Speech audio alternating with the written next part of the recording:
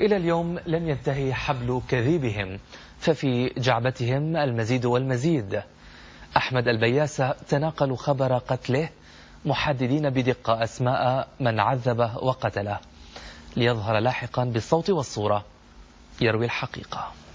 رجحت مصادر النشطاء مقتله لاحقا تحت التعذيب في دائرة المخابرات بكفر سوسة في دمشق، وقالت إنه مدير المخابرات السورية علي مملوك أشرف على التحقيق معه لظهوره في شريط المصور يؤكد وقوع الحادثة بتاريخ 12 من الشهر الماضي. أن الشاب السوري أحمد البياسي قتل تحت التعذيب في أحد مراكز أمن الدولة السورية في منطقة كفر سوسة. بعد ما رجعت على البيت تأكدت من هالشيء، شفت على التلفزيون على قناة العربية إنه حاطين بالشريط الأخباري إنه وفاة الشاب أحمد البياسي اللي هو أنا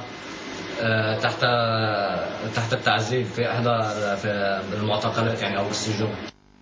هذا جزء لا يتجزأ من حملات التحريض التي تقودها القنوات الناطقة بالعربية، والتي أصبحت تمارس كل أنواع التحريض في انهيار كامل لمنظومة القيم والمعايير المهنية والأخلاقية للعمل الإعلامي ولمواثيق الشرف الإعلامية، دون التأكد من مصدر وصحة المادة المصورة، وخاصة عندما تكون هذه المادة مفبركة في غرف تحرير هذه القنوات وناشطيها السياسيين والحقوقيين المنتشرين في أصقاع الأرض، وذلك لتحقيق أهداف وأجندات خارج إطار وأخلاقية مهنة الإعلام ومبادئها.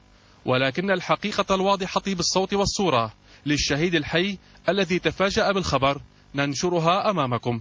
فاجأت استغربت كثير من هذا الخبر ومن اللي باعت هالخبر وكيف بيبثوا هيك خبر كاذب ومهين، يعني مهين انه والله انا توفيت وانا ما في لا حدا اعتقلني ولا حدا استدعاني وعم مارس حياتي الطبيعيه. هذه هي سياسة قنوات التحريض والتضليل الإعلامي على سوريا لإشعال نار الفتنة، وكأن حياة السوريين باتت من أولوياتهم. يقتلون على شاشاتهم من يقتلون ويحيون من يريدون.